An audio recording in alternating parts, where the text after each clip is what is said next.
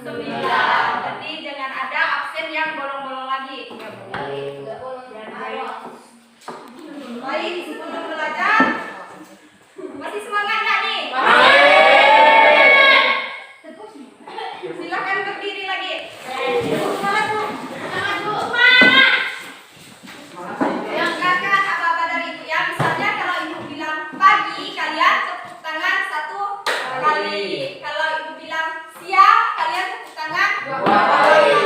Kalau Ibu bilang malam, berarti tepuk tangannya setengah. Kalau malam berarti orang tidur. Berarti harus Jangan bunyi berarti ya. sudah.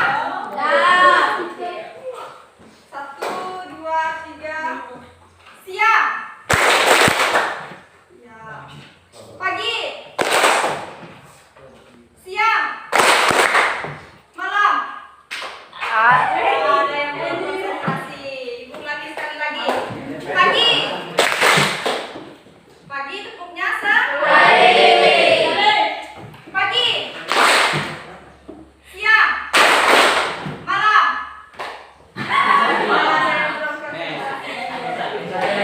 Tangannya sekali lagi. Misalnya kalau Ibu bilang tepuk tangan 1, berarti kalian tepuk tangan 1 kali. Kalau Ibu bilang tepuk tangan 2, berarti tepuk tangan 2 kali. Tepuk tangan 3 kali. Ya, tapi kalau Ibu bilang tepuk jari, misalnya tepuk 1 kali, berarti kalian tidak perlu tepuk tangan. Paham? Bu. Tepuk tangan 2 kali. Tepuk tangan 1 kali. Tepuk tangan. Tepuk tangan 3 kali. Tepuk 1 kali. Nah, ada yang belum konsen. Tadi Ibu bilang tidak ada bilang tepuk tangan. Sekali lagi. Tepuk tangan 2 kali. Tepuk 1 kali. Masih banyak yang tepuk tangan. Tadi tidak bilang tepuk tangan. Kalau Ibu bilang tepuk tangan, berarti kalian tepuk tangan. Kalau Ibu bilang tepuk 1 kali, berarti tidak tepuk tangan. Sekali lagi. Tepuk tangan 1 kali. Tepuk 3 kali. Masih ada yang belum konsentrasi.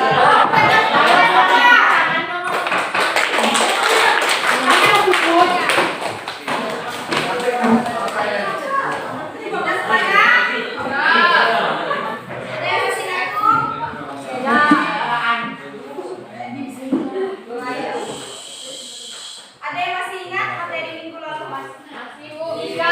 Jika positif terhadap pokok pikiran dalam pembukaan undang-undang negara sesuai dengan dasar NKRI tahun 1945. Ya, benar. Pokok pikirannya ada berapa?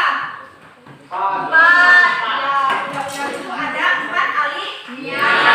Pokok pikiran yang pertama tentang persatuan. Silakan. Ya. Yang kedua, pokok pikiran kedaulatan rakyat.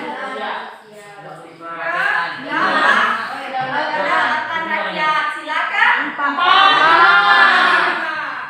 Keadilan sosial. Yang benar ya, keadilan sosial. Kalau yang ketiga, kedaulatan Rakyat silakan. empat. Kalau yang keempat, ketuhanan. Itu silakan. Pertama, ya, alinea pertama itu sila ketiga.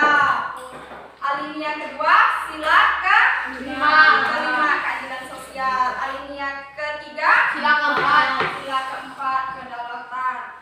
Alinea keempat Sila pertama. Ya, ketuhanan yang Maha Esa. Itu materi kita minggu lalu. Kita hari ini tentang hakikat ya, hakikat kedaulatan dan teori kedaulatan. Pernah dengar apa itu kedaulatan? Pernah?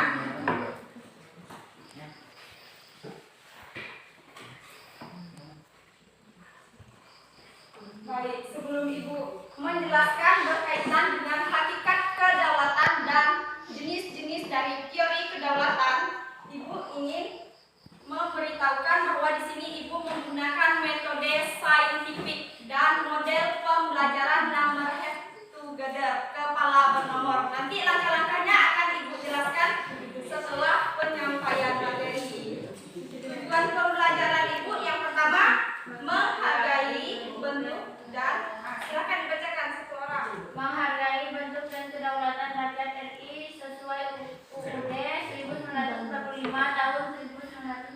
kelima sebagai wujud rasa syukur kepada Tuhan Yang Maha Esa. Tujuan yang kedua, Aki. Tunjukkan sikap disiplin, jujur dan bertanggung jawab dalam pembelajaran tentang bentuk prinsip kedaulatan negara sesuai Undang-Undang Dasar Republik Indonesia tahun 1945.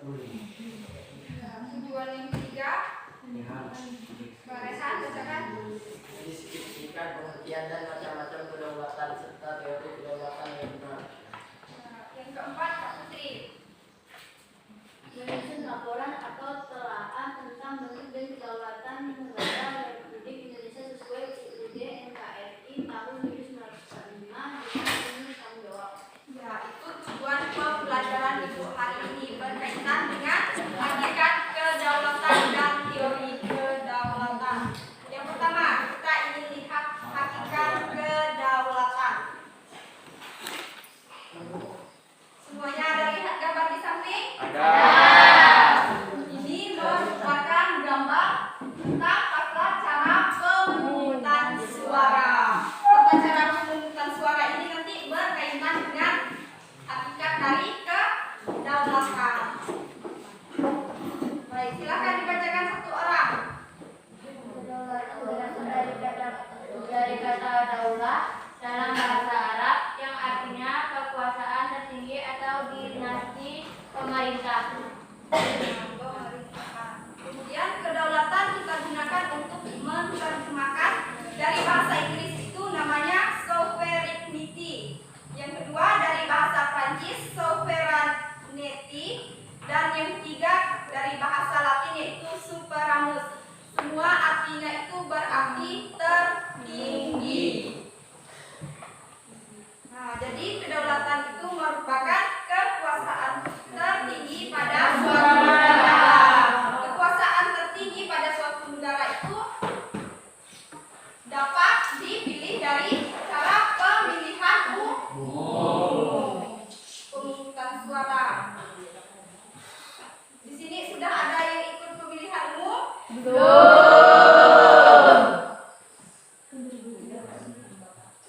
Kemudian ada yang namanya sifat kedaulatan menurut Jean Bodin. Jean Bodin itu berarti seorang ahli.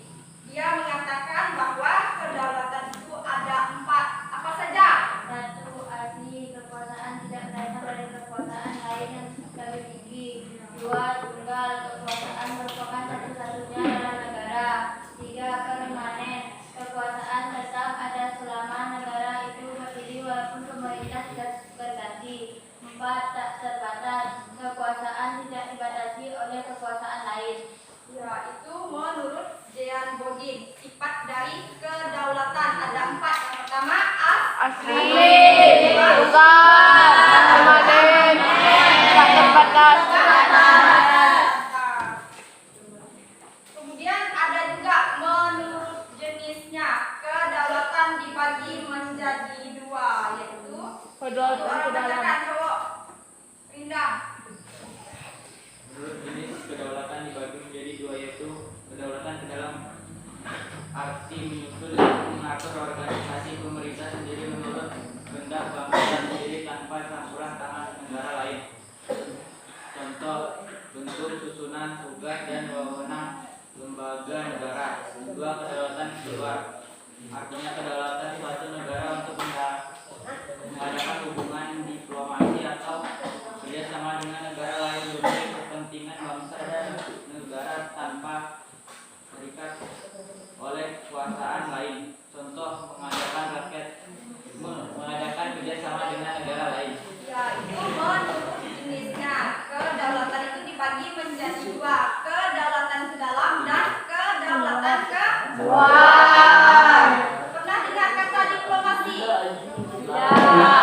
Diplomasi itu sama dengan kerjasama.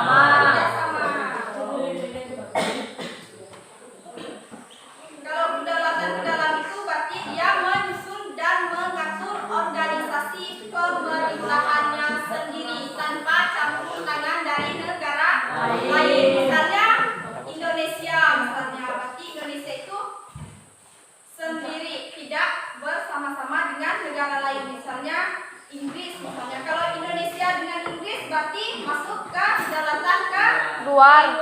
adanya kerjasama. Kerjasama tadi biasanya disebut dengan diplomasi. Baik, mungkin ada yang ingin bertanya, silakan. Berkaitan dengan hakikat kedaulatan, sifat kedaulatan dari Jane Bodin tadi, dan jenis kedaulatan. Ada yang ingin ditanyakan? Silakan. Ada? Silakan. Abi? Tidak ada?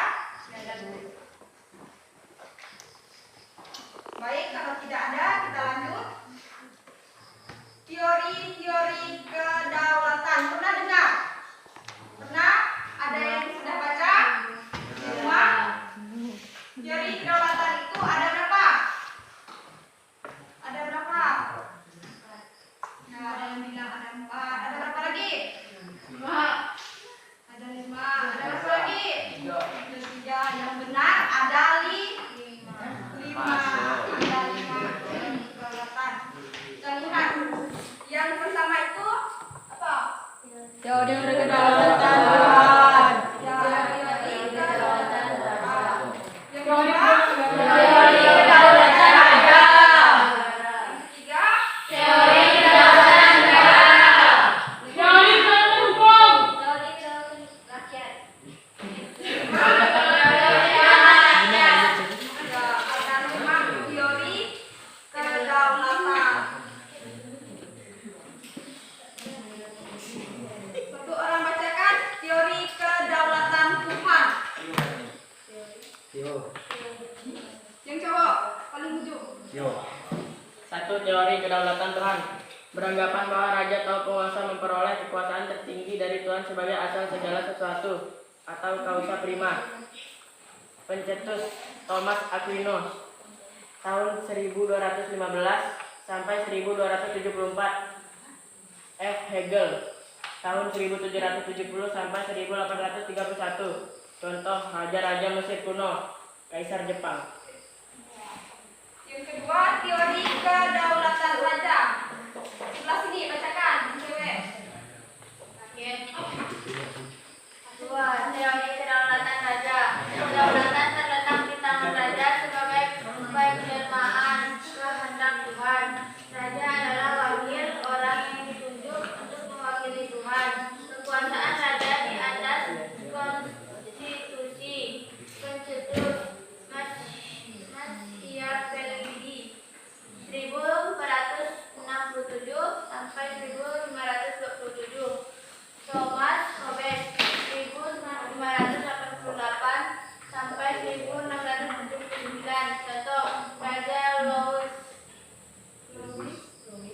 14 dari Prancis. Ya. Yang pertama itu teori kedaulatan Tuhan. Beranggapan bahwa raja atau penguasa memperoleh kekuasaan tertinggi dari Tuhan sebagai asal segala sesuatu. Jadi teori kedaulatan Tuhan ini merupakan kedaulatan yang tertinggi yang mengatakan bahwa segala sesuatu itu berasal dari Tuhan. Kalau yang kedua itu teori kedaulatan raja. Di sini dikatakan bahwa raja adalah wakil atau orang yang ditunjuk untuk mewakili Tuhan. Kekuasaan raja di atas konstitusi. Ada yang tahu apa itu konstitusi? Ya, konstitusi apa? Undang-undang dasar. Undang-undang dasar itu sama dengan peraturan. Berarti kekuasaan raja ini dikatakan bahwa di atas undang-undang. Lanjut, berkaitan dengan teori kedaulatan. Tadi baru 2 teori kedaulatan yang sudah dibacakan dan Ibu jelaskan, yaitu kedaulatan Tuhan dan kedaulatan raja. Ada yang ingin bertanya? Silakan. Tidak ada? Baik, kalau tidak ada, kita lanjut. Yang ketiga itu teori kedaulatan negara. Satu orang bacakan. Yang di samping pemerintah. 3. Teori kedaulatan negara. Kekuasaan pemerintah bersumber dari kedaulatan negara. Kedaulatan timbul bersamaan dengan berdirinya satu negara. Pancetus Jan Bodin tahun 1530 sampai 1596. Hegel tahun 1770 sampai 1831. Jelinek tahun 1851 sampai 1911. Nah, itu berkaitan dengan teori kedaulatan negara.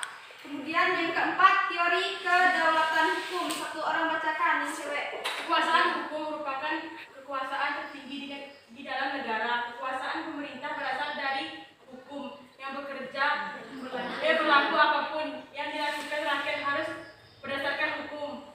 Pencetus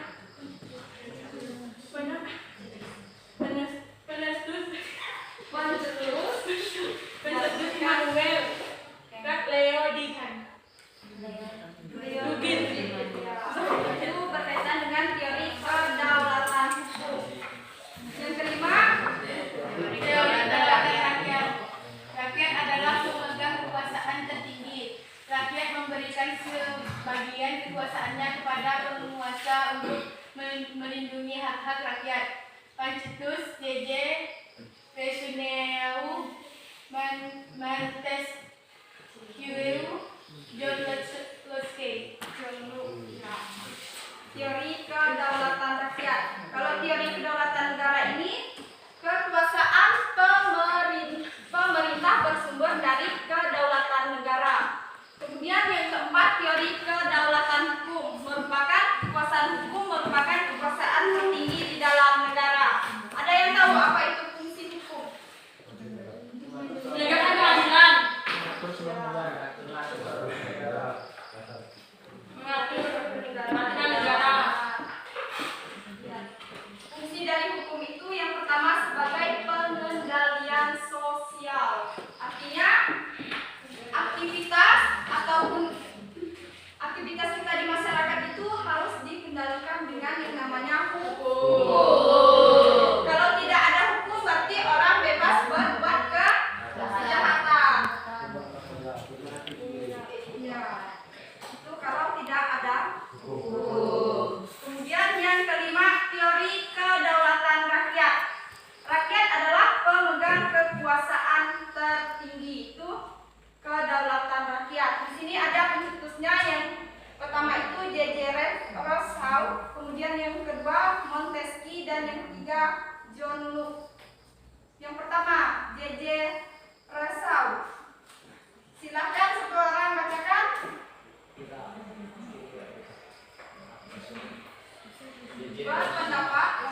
Berpendapat bahwa negara dibentuk oleh kemauan rakyat secara sukarela. Kemauan rakyat untuk membentuk negara itu sebagai kontrak sosial. Negara yang terbentuk ini harus menjamin kebebasan dan persamaan. Kebebasan dan persamaan. Ya. Kemudian yang kedua lanjut Montesquieu. Montesquieu beranggapan bahwa agar kehidupan bernegara dapat teratur dengan baik, kekuasaan dalam satu negara dibagi menjadi 3 secara terpisah, yaitu 1. Legislatif, membuat peraturan perundang-undangan. 2. Eksekutif, melaksanakan peraturan perundang-undangan yang berlaku. 3. Yudikatif, menegakkan peraturan perundang-undangan yang berlaku apabila terjadi pelanggaran. Pernah dengar Montesquieu? Tidak. Montesquieu itu dia merupakan orang yang membuat ajaran tentang trias politika. Trias politika itu pembagian di dalam politik. Tadi dibagi menjadi 3. Yang pertama sebenarnya yang membagi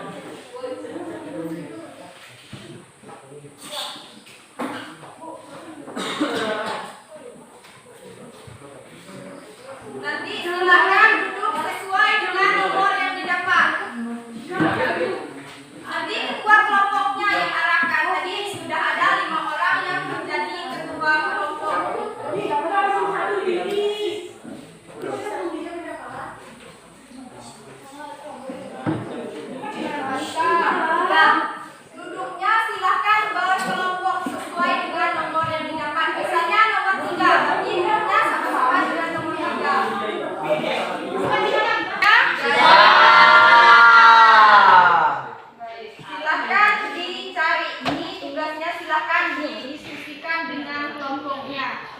Jawabannya tidak ada yang sama ya.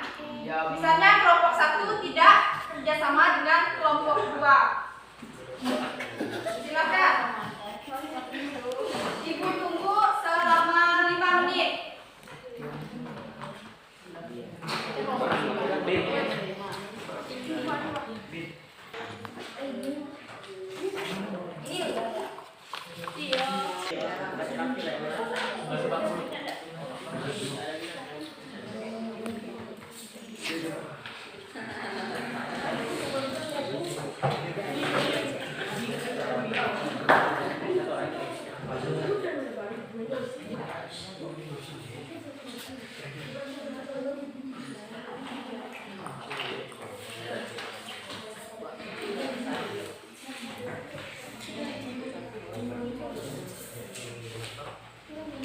Sudah semuanya? Sudah. Ya, untuk nanti semua kelompok itu wajib maju semua meskipun yang bacakannya hanya 1 orang. Untuk urutan majunya Ibu undi saja. Nanti 1 orang yang capek undiannya bergantian. Setuju?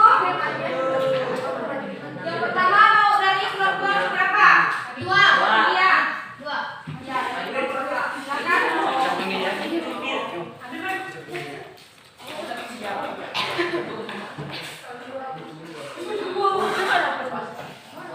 Kelompok Kami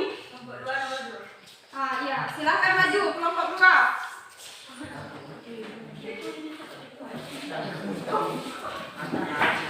Yang lainnya dengarkan jawaban dari kelompok 2. Misalnya kalau ada dari kelompok 2 yang belum jelas, silakan ditanyakan.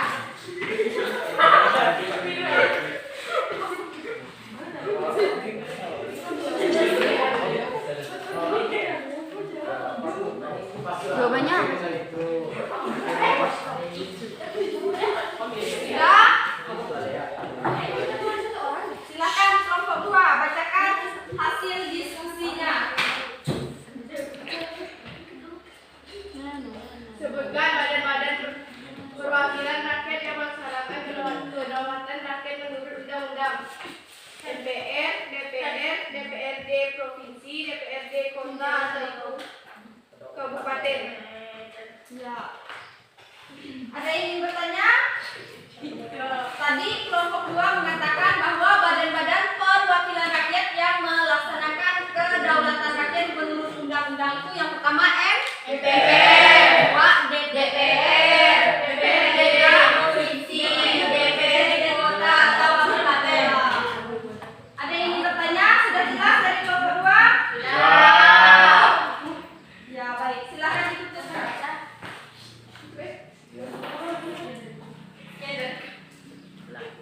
Jangan ketawa.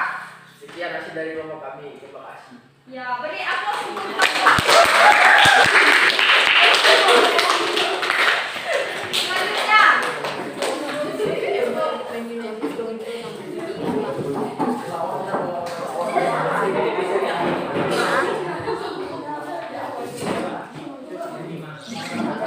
Kelompok 5. Siapa kelompok 5? Silakan maju. Bacakan hasil diskusinya.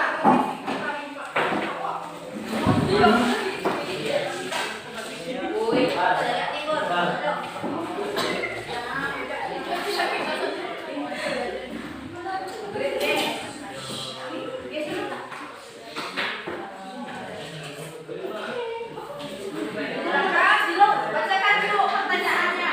Jelaskan kedaulatan menurut jenisnya. 1. Kedaulatan ke dalam artinya mendukung dan mengatur organisasi pemerintah sendiri menurut kehendak bangsa sendiri tanpa campur tangan negara lain. Contoh, bentuk susunan tugas dan kewenangan lembaga negara. 2. Kedaulatan keluar artinya kedaulatan suatu negara untuk mengadakan hubungan diplomasi atau kerjasama dengan negara lain demi kepentingan negara, bangsa dan negara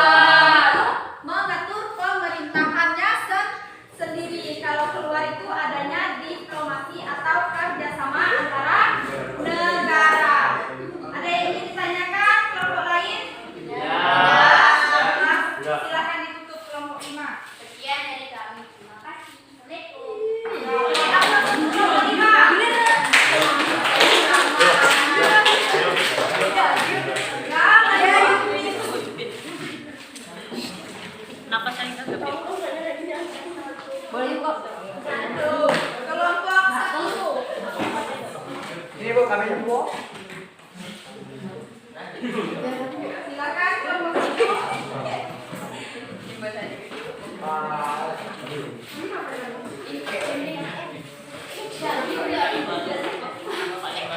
Yang bisa buat itu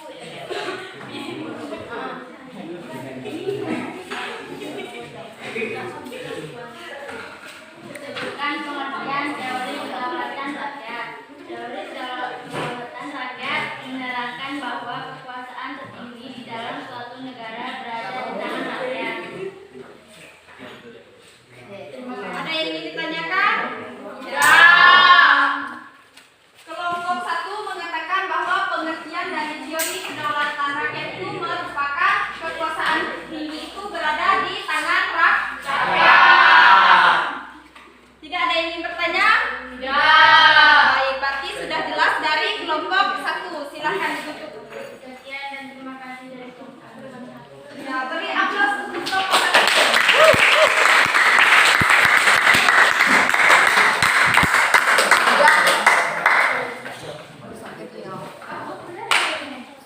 Iya, Kelompok 4, silakan ambil undian. oh iya. Kelompok 3, silakan maju. Berarti yang belum ambil undian kelompok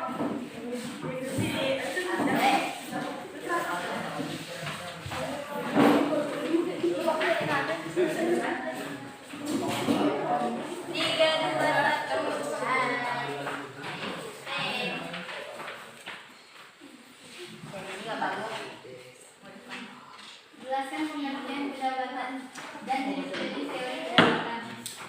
Kedaulatan adalah kesatuan tertinggi pada suatu negara.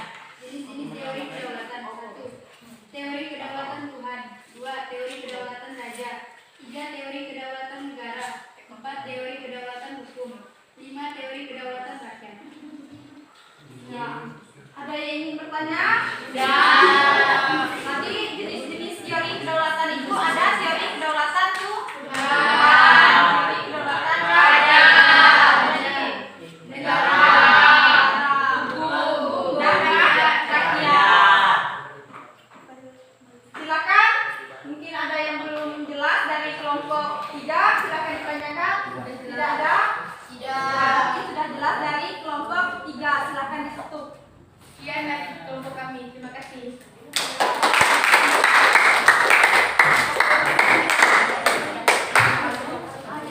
Sekarang dari kelompok 4. Ya, silakan kelompok 4 yang terakhir.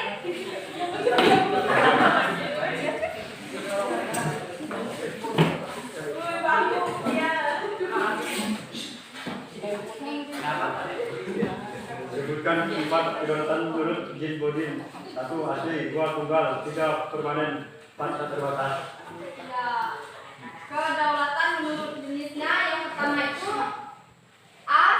asli, kedua tuh tunggal, 3 Permanen. permanen, dan yang keempat tak terbatas. Ada yang ingin ditanyakan dari kelompok 4? Silakan. Ada. Baik, sudah jelas dari kelompok 4. Silakan ditutup. Sekian dari kelompok kami. Terima kasih. Ya, beri aplaus.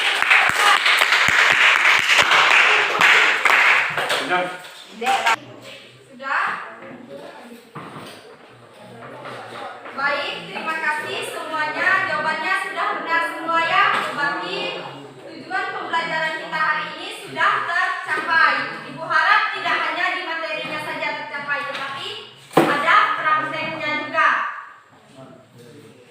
Baik, sebelum Ibu menutup pembelajaran pada hari ini, Ibu ingin satu orang bacakan kesimpulannya. Satu orang. Yuk. Kesimpulan, kedaulatan berasal dari kata daulah dalam bahasa Arab yang artinya kekuasaan tertinggi atau dinasti pemerintahan. Kedaulatan kita gunakan untuk menerjemahkan kata sovereignty,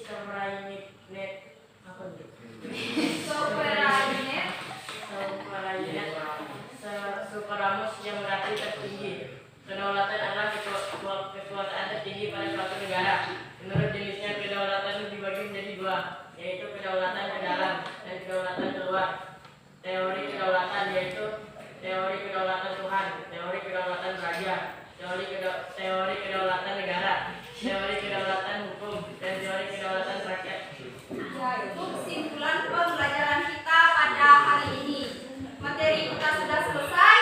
Materi minggu depan yaitu tentang bentuk dan prinsip kedaulatan negara Republik Indonesia. Ibu ulangi sekali lagi, materi minggu depan yaitu bentuk dan prinsip kedaulatan negara Republik Indonesia. Materi kita hari ini sudah selesai berkaitan dengan hakikat kedaulatan dan teori kedaulatan.